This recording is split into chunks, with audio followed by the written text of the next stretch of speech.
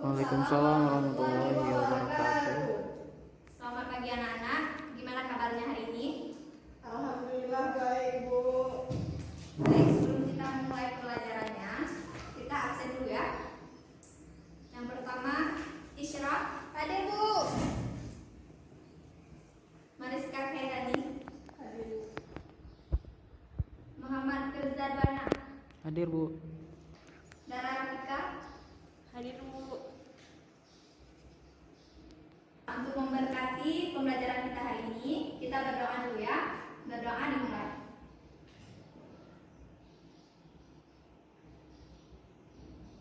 Doa selesai. Nah, sebelum kita melanjutkan ke materi, nah Ibu ini mau tanya, kalian pernah nggak sekarang melihat penebangan hutan secara ilegal? Pernah baca ataupun pernah lihat langsung? Pernah, Bu. Ya, Bu. Pernah lihat, Bu, di televisi. Nah, kalian tahu nggak akibat dari penebangan hutan secara ilegal? Banjir, Bu, ya? Lain? Panas, Bu, karena nggak ada lagi oksigen. Ya, benar sekali Mariska, Isyraq. Jadi, salah satu akibat dari penebangan hutan ini nanti akan berpengaruh ke pemanasan global. Nah, sekarang kita akan mempelajari tentang pemanasan global atau disebut juga dengan global warming. Nah, tujuan pembelajaran kita hari ini yang pertama ada menganalisis makna pemanasan global dan penyebab terjadinya pemanasan global. Dan yang kedua ada menganalisis dampak pemanasan global dan cara penanggulangannya. Dan yang ketiga ada menyajikan ide atau gagasan penyelesaian masalah pemanasan global sehubungan dengan gejala dan dampaknya bagi kehidupan serta lingkungan kita. Nah, di sini nanti Ibu akan menjelaskan dan kalian membuat resumenya. Jadi nanti di akhir pembelajaran kita satu orang ataupun yang Ibu tunjuk akan menyimpulkan ataupun membacakan hasil resum yang sudah dibuat. Nah, sekarang kita mulai ke dalam materinya. Nah, untuk pemanasan global ini merupakan kenaikan suhu rata-rata di bumi yang disebabkan oleh peningkatan emisi gas rumah kaca yang menyelimuti bumi. Nah, yang pertama, penyebab pemanasan global. Nah, di sini ada efek rumah kaca. Nah, efek rumah kaca ini merupakan pemanasan permukaan bumi dan udara di atas permukaan bumi. Nah, di sini ada gambarnya. Ini merupakan gambar dari efek rumah kaca. Nah, ketika matahari memancarkan sinarnya, maka sinar matahari akan sampai ke permukaan bumi. Nah, ketika sampai ke permukaan bumi, dia akan dipantulkan. Nah, ini merupakan lapisan atmosfer.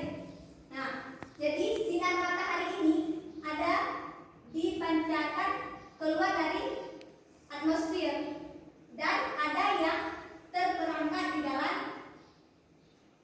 di dalam permukaan bumi atau di bawah atmosfer. Nah, di sini sebagian panas dari matahari dipantulkan, sebagian lagi terperangkap di dalam atmosfer. Nah, di sini ketika terperangkap ke dalam atmosfer, dia akan kembali ke permukaan bumi sehingga kita merasakan panas di bumi. Nah, setiap yang diciptakan oleh Allah pasti ada dampak positif dan negatifnya. Jadi, efek rumah kaca yang kita dengar sekarang ataupun selalu kita dengar bahwa dampak negatifnya aja. Nah, sebelumnya Ibu mau nanya nih, apa dampak negatif dari efek rumah kaca yang sudah pernah kalian pelajari? Coba Mariska, apa dampak negatif dari efek rumah kaca yang sudah kamu ketahui ataupun sudah mempelajari sebelumnya? atmosfer. Ya, salah satunya begitu. Nah, jadi yang pertama ini kita bahas dulu dampak positifnya ya. Jadi mekanisme efek rumah kaca ini sebenarnya menjadi salah satu sebab bumi ini kita menjadi hangat. Jadi seandainya bumi ini tidak ada efek rumah kaca, maka bumi akan mencapai suhu min 18 derajat Celcius. Jadi bisa kita bayangkan ya betapa dinginnya bumi ini kalau misalnya tidak ada efek rumah kaca. Jadi kan setiap sesuatu yang diciptakan itu pasti ada efek positif dan negatifnya. Jadi ini salah satu dampak positif dari rumah kaca. Nah, selanjutnya kita akan bahas dampak negatif dari efek rumah kaca. Jadi efek rumah kaca akan semakin memburuk jika gas rumah kaca yang di atmosfer terlalu banyak. Jadi kan tadi ada pantulan sinar matahari yang terperangkap di dalam atmosfer. Jadi ketika terperangkapnya terlalu banyak, gas yang terperangkap terlalu banyak, di situ akan menjadi pengaruh buruk terhadap bumi. Nah, contoh gas-gas yang tergolong dalam efek rumah kaca yang pertama ada karbon dioksida ataupun disebut juga dengan CO2, ada metana, ada nitrogen oksida, klorofluorokarbon CFC, dan ada hidrofluorokarbon HFC dan perfluorokarbon biasa disebut dengan PFC dan sulfur heksafluoro. Ini sebenarnya masih banyak contoh gas-gas yang tergolong dalam efek rumah kaca ini. Nah, yang kedua, penyebab terjadinya pemanasan global. Yang pertama itu ada aktivitas manusia. Jadi banyak sekali aktivitas kita, aktivitas manusia yang menyebabkan pemanasan global. Di antaranya ada pembusukan sampah organik. Jadi dalam proses pembusukan sampah organik ini biasanya kan sampah organik itu berasal dari pohon ataupun sisa-sisa makanan. Nah, pembusukan sampah organik itu menghasilkan gas yang dapat menyebabkan pemanasan global. Dan yang kedua ada penggunaan alat transportasi. Jadi sekarang banyak sekali alat transportasian, mulai dari kendaraan pribadi, kendaraan umum, malahan sekarang banyak yang menggunakan kendaraan pribadi daripada kendaraan umum, sehingga penggunaan alat transportasi tersebut menyebabkan pemanasan global. Nah, yang selanjutnya yaitu ada aktivitas industri. Nah, aktivitas industri ini biasanya terjadi pada pabrik-pabrik, sedangkan sekarang kita di Indonesia ini banyak sekali pabrik-pabrik industri. Jadi itu sangat berpengaruh besar pada pemanasan global. Nah, yang selanjutnya ada penebangan hutan seperti yang sudah kita singgung tadi. Sekarang banyaknya orang-orang yang tidak bertanggung jawab yang menebang hutan ataupun menebang pohon secara ilegal demi untuk kebutuhan pribadinya tanpa memikirkan efek yang akan terjadi terhadap lingkungan. Jadi penebangan hutan ini termasuk salah satu penyebab pemanasan global. Dan yang selanjutnya yaitu ada pertanian dan peternakan. Jadi dalam kegiatan pertanian ataupun peternakan nanti pasti ada kegiatan pembusukan, baik dari pengolahan lahan ataupun pensuburan tanah, pasti ada proses pembusukan. Nah, di proses pembusukan itulah yang membuat kita terjadinya gas yang dapat mengakibatkan pemanasan global. Nah, selanjutnya ada dampak pemanasan global. Jadi dampak negatif dari pemanasan global ini adalah yang pertama, berkurangnya volume es di kutub selatan. Jadi sebenarnya ketika terjadi pemanasan global, jadi lapisan ozon di kutub selatan itu semakin membesar sehingga lapisan ozon yang menipis tersebut atau membesar tersebut membuat suhunya semakin naik. Jadi ketika suhunya semakin naik, jadi volume es di kutub selatan itu akan mencair. Jadi efek terbesar pemanasan global ini yaitu Dan yang kedua, tenggelamnya pulau-pulau kecil. Nah, ini berkaitan dengan yang tadi juga. Ketika volume es di kutub selatan itu mencair, maka permukaan air laut itu akan semakin naik. Nah, jadi pulau-pulau kecil itu akan tenggelam. Nah, yang kedua, dampak pemanasan global ini ada tenggelamnya pulau-pulau kecil. Nah, tadi kan ketika volume es di kutub selatan itu mencair, jadi permukaan air laut itu semakin naik. Jadi pulau-pulau kecil itu banyak yang tenggelam. Dan yang ketiga ada pemutihan terumbu karang. Dan yang keempat ada perubahan iklim. Nah, banyak kan sekarang yang banjir di mana-mana, ada yang kekeringan, ada yang kemarau panjang, ada yang wilayah yang memang banjir, ada wilayah yang mengalami kemarau panjang. Nah, sekarang banyak juga kita lihat di musim hujan sudah terjadi kemarau. Di musim yang seharusnya kemarau sudah terjadi hujan. Jadi itu merupakan salah satu dampak dari pemanasan global. Nah, yang selanjutnya yaitu ada naiknya permukaan air laut seperti yang sudah dijelaskan tadi. Jadi volume es di kutub selatan itu mencair, jadi volume permukaan air laut itu semakin naik. Nah, selanjutnya ada pemanasan global, berkurangnya spesies flora dan fauna. Jadi kan banyak kita dapati sekarang hewan-hewan yang sudah punah itu disebabkan karena lapisan ozon yang menipis atau yang semakin besar, maka suhu di permukaan bumi itu semakin naik. Jadi ada beberapa hewan yang tidak bisa beradaptasi dengan suhu yang naik. Jadi ada beberapa hewan yang di kutub biasanya itu mengalami kepunahan. Selanjutnya yaitu ada hujan asam. Jadi hujan asam ini sebenarnya sama seperti hujan biasa, cuman pH dari hujan asam ini yaitu kurang dari 5,7. Jadi efek dari hujan asam ini mungkin terdapat pada bangunan-bangunan yang terdapat besi ataupun bahan-bahan yang seperti itu ya. Jadi mudah berkarat disebabkan oleh hujan asam ini. Nah, selanjutnya setiap ada dampak negatif pasti kita harus ada penanggulangan pemanasan global. Yang pertama yaitu ada menghemat energi. Nah, coba kalian sebutkan salah satu dari menghemat energi menurut kalian yang biasa kalian terapkan di kehidupan sehari-hari. Pasti dong matikan lampu. Yang lain? Tidak membuang air. Ya, waktu airnya tidak dipakai, waktu tidak sedang butuh, ya tidak hidupkan keran. Ya, benar sekali, mari sekarang diserap. Jadi di sini ada juga beberapa contoh lain.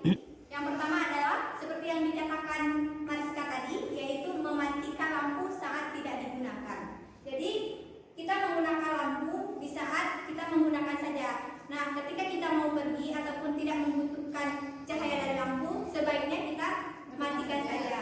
Nah, yang kedua itu menggunakan transportasi umum. Seperti yang kita lihat sekarang, banyak sekali mobil pribadi ataupun orang-orang yang menggunakan transportasi pribadi. Malahan satu orang itu bukan satu transportasi aja. Banyak sekali satu orang menggunakan banyak transportasi. Nah, di sini untuk menghemat energi kita bisa menggunakan transportasi umum. Kalau misalnya kita di sini bisa menggunakan Transkutaraja ataupun angkutan umum lainnya. Dan selanjutnya kita boleh menghemat energi dengan menggunakan alat-alat elektronik yang bijaksana. Dan yang selanjutnya itu menggantikan lampu dengan jenis lampu hemat energi. Dan selanjutnya yaitu ada jalan kaki atau bersepeda jika pergi jarak dekat. Nah, jadi jalan kaki ataupun bersepeda itu sebenarnya sangat sehat terhadap udara ya. Tetapi sekarang jarang sekali yang menggunakan sepeda ataupun jalan kaki, walaupun itu jarak dekat. Jadi kita nih sebagai generasi baru, kalian sebagai generasi baru, ciptakan kalau misalnya jalan kaki atau bersepeda itu bukan hal yang rendah. Nah, selanjutnya ada menggunakan mesin industri berdaya kecil dan efisiensi besar. Jadi banyak sekali mesin-mesin industri sekarang yang membawa dampak negatif terhadap lingkungan. Dampak negatif dari mesin tersebut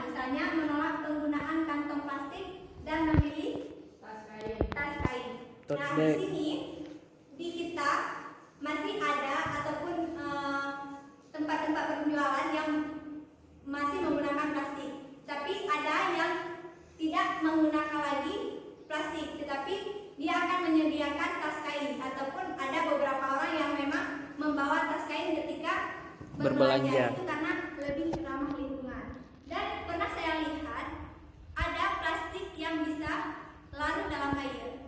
Ketika plastik tersebut dicelupkan ke dalam air yang panas, itu lama-kelamaan plastik itu akan larut dalam air. Itu termasuk salah satu usaha manusia untuk menghilangkan ataupun mencegah sampah plastik. Nah, yang kedua ada reduce, yaitu dapat dilakukan dengan menerapkan berbelanja sesuai kebutuhan agar tidak mubazir. Jadi belilah sesuai dengan kebutuhan kita aja, tidak mubazir ataupun tidak untuk bersenang-senang. Dan yang selanjutnya itu ada rest, yaitu menggunakan barang yang bisa dipakai berulang kali, misalnya membawa tempat makan dan minum sendiri.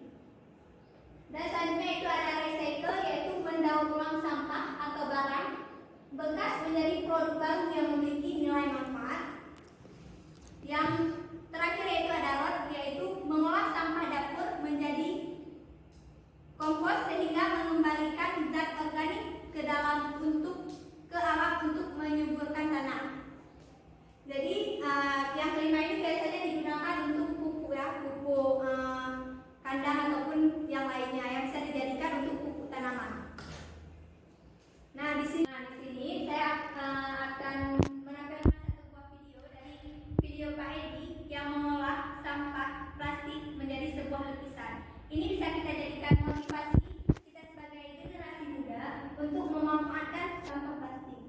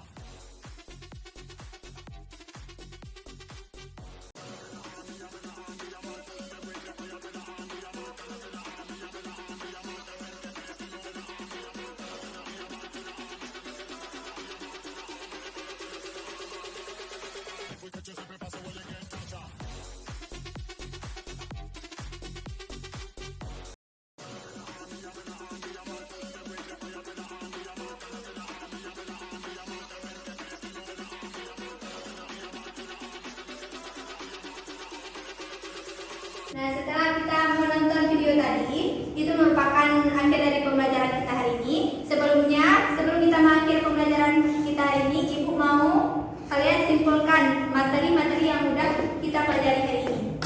Siapa yang bisa simpulkan? Saya, Bu. Nah, silakan Mariska. Nah, jadi global warming itu sebenarnya terjadi ya gara-gara dipengaruhi oleh ulah manusia sendiri sebagian besarnya, seperti penebangan hutan, pabrik, pembuangan limbah pabrik, seperti transportasi yang semakin banyak, dan efek rumah kaca. Nah, untuk penanggulangannya juga ada tadi seperti menghemat energi, pemberhentian penebangan hutan secara ilegal, dan juga lain-lain. Ada juga manfaat dari efek rumah kaca itu tadi, seperti adanya penghangat ya. Dengan adanya efek rumah kaca, ada, bumi ini menjadi hangat. Ya. Seandainya ini sedikit diulang ya, seandainya nggak ada efek rumah kaca ini, jadi suhu di bumi itu minus 18 derajat Celcius. Kita bisa bayangin betapa dinginnya bumi ini kalau misalnya nggak ada efek rumah kaca. Sudah cukup, Mariska? Sudah, Bu. Nah, bagus sekali Mariska atas kesimpulannya. Jadi tugas yang Ibu kasih tadi membuat resume itu dikumpulkan di minggu depan ya. Jadi untuk hari ini kita cukupkan pembelajaran kita hari ini. Ibu akhiri. Assalamualaikum warahmatullahi wabarakatuh.